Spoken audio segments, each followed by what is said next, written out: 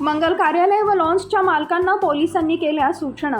बुलढाणा शहर पोलीस ठाण्यात आज शहरातील मंगल कार्यालय मालकांची बैठक पार पडली।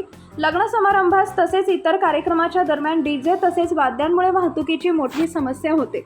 शिवाय तणावाची परिस्थितीही निर्माण होऊ शकते। त्यामुळे मंगल कार्यालय प्रशासनाने पार्किंग व्यवस्था करणं गरजेचं आहे, अशा सूचना अपर पोलीस अधीक्षक बी महामुनी यांनी दिल्या। अपर पोलीस अधीक्षक बी महामुनी यांच्या अध्यक्षतेखाली बुलढाणा शहरातील मंगल कार्यालय व लॉन्स संचालकांची शहर ठाण्यात बैठक संपन्न झाली। यावेळी ग्रामीण पोलीस स्टेशनचे ठाणेदार माधवराव गरुड, उपविभागीय पोलीस अधिकारी सुधीर पाटील यांची उपस्थिती होती। यावेळी पोलिसांच्या आदेशाने पालन करण्याचे आश्वासन उपस्थितांनी दिले। काय सूचना दिल्या आजच्या बैठकीमध्ये? बुलढाणा शहरामधील जे मंगल कार्यालयवाले आहेत, हॉल किंवा लॉन्स ज्यांचे आहेत, अशा सर्व लोकांना बैठकीसाठी बोलवण्यात आले होते।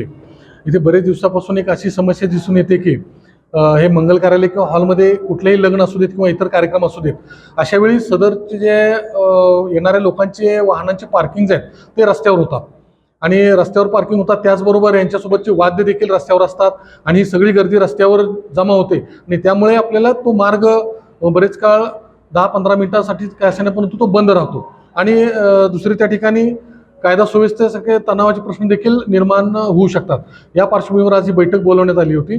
या बैठकीमध्ये सर्व मंगल कार्यालयवाले हॉलवाले उपस्थित होते। आज त्यांना मी यामध्ये या पद्धतीने सूचना दिलेल्या आहेत की आपण स्वतः पार्किंगची व्यवस्था करणं गरजेचं आहे। आपल्याकडे असणाऱ्या कार्यक्रमा किंवा घेणाऱ्या कार्यक्रमा दरम्यान कुठलंही वाहन हे तुम्ही पार्किंगची व्यवस्था करायची आहे, ते रस्त्यावर राहणार नाही। रस्त्यावर राहिले तर त्यांच्यावर कायदेशीर कारवाई होईल। त्याचबरोबर आपले जे डीजे किंवा इतर जे साऊंड आहेत, आपले कुठलेही जे साऊंड सर्व्हिसेस आहेत, ते कुठल्याही परिस्थितीत आपल्या रस्त्यावर आपण उभे करणार नाहीत। त्यांची जागा, वाद्य वृद्धांची जागा आपण त्यांना निश्चित करून द्याल, जेणेकरून त्याचा रोजच्या वाहतुकीवर परिणाम होणार नाही।